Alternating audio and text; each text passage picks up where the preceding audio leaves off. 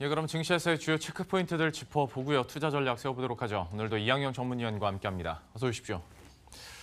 제가 뉴욕 증시부터 한번 체크해드리도록 하죠. 말씀드린 것처럼 중간선거와 FOMC 회의 지나고 나다 보니까 시장에서는 다시 한번 어떤 경제 둔화에 대한 우려감을 좀 나타내는 모습이었고요. 위기감이 그대로 증시에 반영이 됐습니다.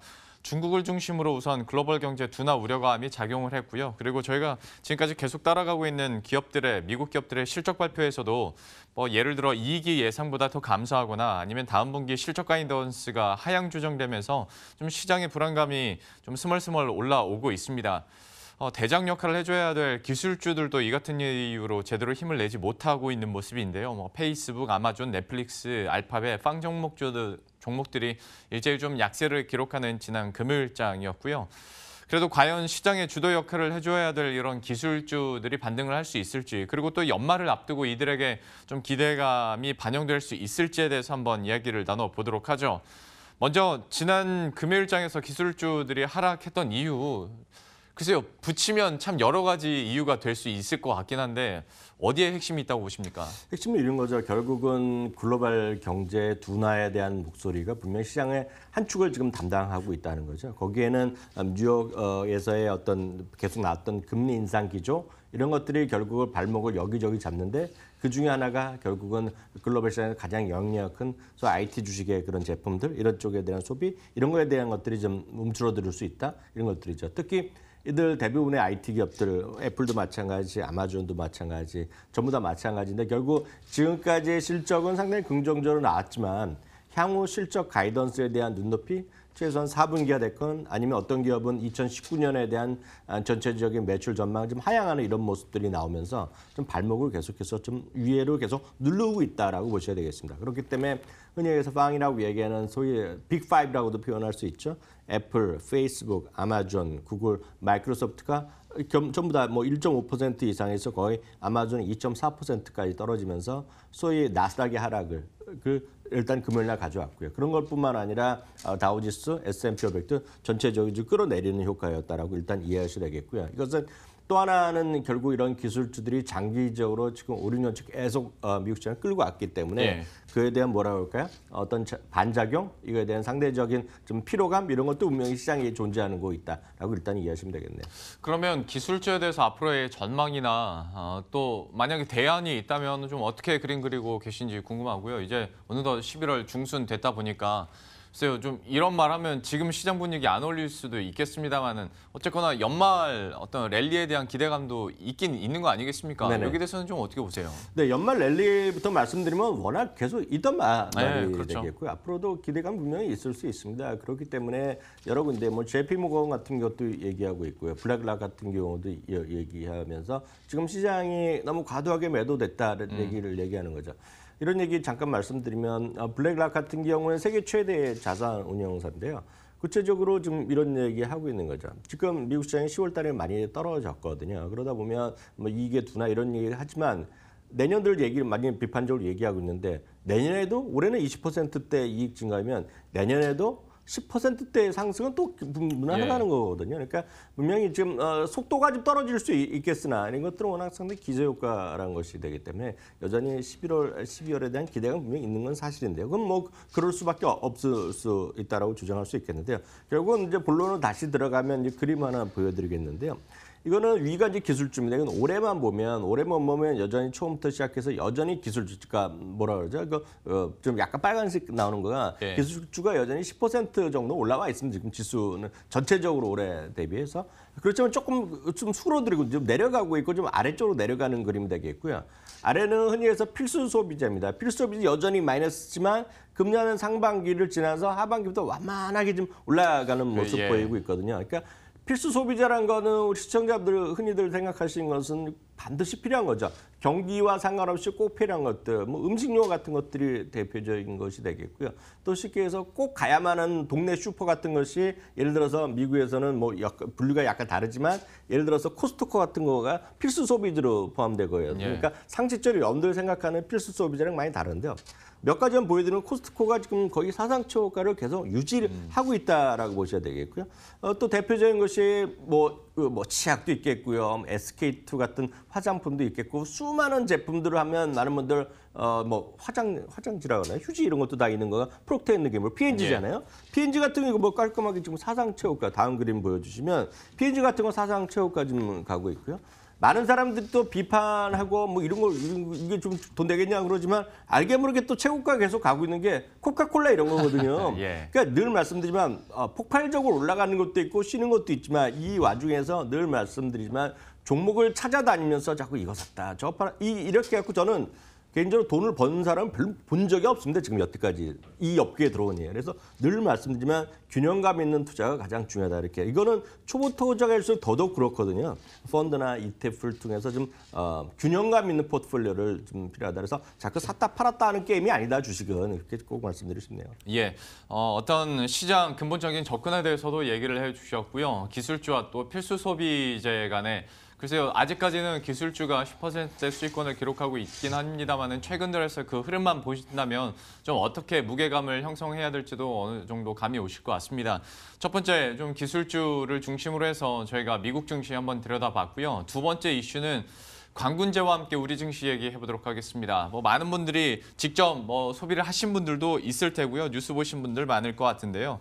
알리바바 그룹이 이제 진행하는 최대 할인 이벤트 광군제에서 또다시 새로운 기록들이 쏟아져 나왔습니다. 어제 하루 동안의 알리바바의 총 매출액이 2,134억 위안, 우리 돈으로 34조 7,090억 원을 기록하면서 지난해보다 27% 증가했고요.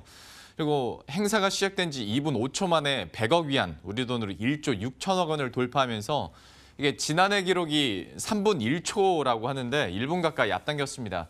그리고 그중에서 가장 인기가 많았던 브랜드가 샤오미와 애플 그리고 다이슨이었다라고 알리바바가 또 공개를 했는데요. 이런 할인 이벤트를 지나고 나서 우리나라도 사실 11월 들어서 주말 사이에 대대적인 할인 이벤트들이 펼쳐졌습니다. 그러니까 광군제 분위기를 우리나라도 어느 정도 받아갈 수 있을지, 그래서 어떤 오픈마켓이랄지 유통주 그리고 일부 소비주에 대해서 우리가 기대감을 가져도 좋을지에 대해서 한번 냉정하게 평가를 해보도록 하죠. 먼저 광군제, 이전에 따기거 시간을 통해서도 기록 경신하고 있다, 기록들이 어마어마하더라고요. 그런데 이게 또 대부분 다 깨진 것 같습니다. 어제 그 하루의 광군제 어떻게 보셨습니까? 한마디로 대단한 파워, 쇼핑에 대한 파워, 그리고 그만큼 소비하려는 사람, 준비하고 있는 사람들 있었던 거죠. 그러니까 이게 1분 만에 이렇게 1, 2분 만에 100억 위안이 이렇게 살 정도 되면 엄청나게 많은 사람들이 준비를 하고 있었던 거 아닙니까? 그렇죠. 그러니까 우리 쇼핑할 때 보면 몇 개 안 남았다 한정 수량 1,000개, 5,000개 이런 거기 때문에 빨리 클릭하려는 사람들이 분명히 몰려 있었겠죠. 그러니까 예. 그렇기 때문에 좀 그런 현상이 있다라고 그냥 상식적으로 그냥 이해하시면 되겠고요. 알리바바 하루에 소위 총 매출, 그러니까 우리가 매출액을 표현하지만 정확하게 하면 총 상품 판매 이런 거거든요. 그로스 머천다이즈 밸류라는 건데요. 이게 308억 달러가 나왔습니다. 34조 7천억이 나왔고요. 27% 늘어났는데 여기서 이제 유의하실 것이 똑같은 걸 갖고 많은 어떤 분들은 좋게 얘기하고 어떤 분들은 약간 보수적으로 볼 수 있습니다. 왜냐하면 2016년에 32%가 증가했고요. 작년에 39% 늘어났는데 올해 이제 27% 늘어나기 때문에 증가율이 둔화됐다. 이렇게 얘기할 수 있거든요. 근데 이게 여러 가지 관점이 있는데 그저께도 한번 말씀드렸다시피 알리바바가 이번에는 목표를 제시하지 않았고 그 기억하실지 모르겠지만 뉴 리테일 스트래티지입니다. 그래서 신유통 전략인데 여기서 핵심이 뭐냐면 이제 싱글데이 기본의 출발이가 모든 것들이 결국 온라인이랑 모바일에서 하는 것이 맞는데 작년부터 해서 알리바바가 마치 미국의 블랙 프라이데이 같이 오프라인에서 많이 진출했거든요. 예. 그러니까 오프라인에 수많은 상점 이런 것들을 직접 간접적으로 투자한 것들이 워낙 많습니다. 알리바바가. 그러니까 그런 것들이 참여했기 때문에 일부 영상 뉴스 보시면 이제 오프라인점에 막 달려가는 것들이 달려가는 모습들이 보이는데요. 요번에 그 수치는 여기 빠져 있습니다, 지금. 예, 빠져 있기 때문에 내년부터 이제 그런 것들도 포함한 것들이 나오기 때문에 일단 수치에 너무 민감하실 필요는 없다. 그 먼저 좀 말씀드리겠고요. 이번에도 특징도 역시 모바일 쇼핑이 압도적으로 대세였다라고 보셔야 되겠고요. 작년과 거의 비슷한데요. 미국에서도 중국에서도 소위 미국과 마찬가지 밀레니얼스들 많이 얘기하고 여러 가지 다양한 표현을 하겠는데 1990년대 이후 탄생한 사람들이 이번에 쇼핑에 46%. 그러니까 그만큼 절반 가까이가 젊은 사람들이 상대적으로 젊은 사람들이 쇼핑을 좀 적극적으로 있고 바로 이것이 뭐 쇼핑의 힘을 보여줬다라고 일단 이해하시면 되겠네요. 그러면 이게 우리나라에 미치는 영향력도 한번 체크를 해보도록 하죠. 저희 채팅창 보니까 저희 굿모닝 패밀리 중에 한 분도 알리익스프레스에서 사셨다고 얘기를 하던데 이만큼 많은 분들이 관심을 갖고 있죠. 그런데 반대로 아직도 직구에 대해서 좀 귀찮아하시는 분들도 있고 좀 거리감이 느껴지다 보니까 그리고 가뜩이나 국내에서도 뭐 온라인 쇼핑몰에서 대대적인 할인 행사를 하다 보니 좀 차라리 난 그냥 국내에서 쇼핑을 할래 라면서 이런 쇼핑 분위기를 그대로 타서 우리 유통업이나 아니면 쇼핑 플랫폼 이런 소비주들 좀 그래도 수혜를 받아가지 않을까 싶은데 여기 대해서는 좀 어떻게 판단해야 될까요? 네, 뭐 어느 정도 그 영향은 있겠죠. 이제 거기에 그 포함해서 미국의 블랙 프라이데이면 블랙 프라이데이 아니면 중국의 광군절에 맞붙여서 거기에 플랫폼을 이용해서 하는 것도 있을 것이고요. 그걸 이용해서 같이 블랙 프라이데이 시즌에 세일하고 광군절 시즌에 세일하는 분들이 분명히 있는 거죠. 제가 이번 주말에 안 나가봤지만 블랙 프라이데이 때에 가면 그냥 아이패드 이런 걸 태블릿 갖다 놓고 미국 현지 가격 바로 비교해서 세일하는 행사 판촉하는 거 많이 했거든요. 그러니까 그런 것들이 아마 전반적인 영향을 미칠 거라고 보고 있습니다. 대한민국의 온오프라인 마찬가지죠. 10월 달에 그 뭐였죠? 세일 페스타인가요? 그런 거 코리아 세일 페스타. 코리아 세일 페스타 예. 했지만 뭐 물건 살 곳이 있다 없다 하지만 이번에도 마찬가지죠. 아마 이번 주부터 아마 대부분의 백화점들이 아마 연말 세일 행사에 들어가면서 또 다시 본격적인 세일할 텐데요. 실제로 어느 정도 효과가 있을지는 모르겠습니다. 물론 지난 주말에 목요일 날이었나요? 인터파크가 3분기 만에 순이익이 반짝으로 증가하는 반짝 반등하는 건 나오면서 주가도 이제 반등을 했었는데요. 이거죠. 현대차 증권 같은 경우는 기대 이상의 실적으로 이제 평가하고 있고 목표가 7,000원 정도 제시하고 있는데 뭐 좋죠. 좋을 수는 있겠으나 실제로 보면 큰 틀에서 보면 딱 이거거든요. 온라인 됐건 오프라인 됐건 소비 심리 지수를 보셔야 되겠는데요. 지난 한국은행에서 발표한 10월달 소비 심리 지수 이런 걸 보면 소비자 동향 조사를 보면 0.7% 포인트가 내린 99.5. 그러니까 다시 한 2달 만에 다시 100 이하로 떨어지면서 지금 소비 심리 상태가 좋지 않다는 거죠. 더군다나 우리나라 특히 온라인 쪽 보면 엄청나게 수많은 온라인이 하고 있죠. 물론 제일 먼저 한 것은 인터파크, 뭐 G마켓 이런 것이 되겠는데요.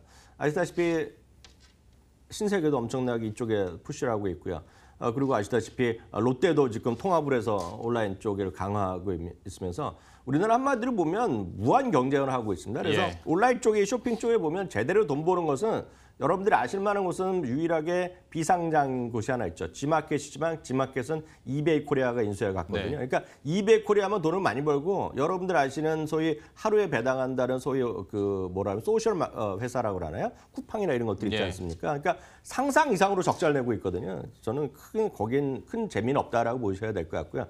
다만 앞서 잠깐 말씀드리지만 이 모든 것들이 저는 이제 이런 걸 워낙 계속 보다 보니 소위 할인 규모 이런 거 많이 보거든요. 그러니까 기술주에 대해서 아까 잠깐 말씀드리면 올해 2018년 그 블랙 프라이데이 세일에 가장 핫한 품목이 아이패드 있지 않습니까? 아이패드 2018년 기본 품목인데요. 그게 아마 미국 달러 기준으로 330달러 정도 잡혔는데 이번에 250달러에 지금 하는 거가 대대적으로 나오고 있거든요. 그러니까 그만큼 폭이 커져 있다는 것은 그만큼 전체적으로 가격을 내리는 것이 지금 IT 업계 전반적인 시각이다라는 거 참고적으로 말씀드릴 수 있겠네요. 쇼핑 시즌에 대해서는 저희가 뭐 시간이 갈수록 얘기를 더 많이 하게 될 것 같고요. 오늘은 광군제를 중심으로 해서 이 정도로 마무리 짓도록 하겠습니다. 잠시 후 따기고에서는 오늘 어떤 내용 준비하셨습니까? 요즘 뭐 여기저기서 계속 나오는 거 이번 국회 핫 시즌 같습니다. 우리 증권 쪽에서 보면 거래세 인하 쪽 그런 것이 어느 정도 가능성이 있는지 다시 한번 꼼꼼히 살펴보도록 하겠습니다. 잠시 후 따기고도 기대해 주시고요. 이항영 전문위원과는 여기서 인사드리도록 하겠습니다. 오늘 말씀 고맙습니다.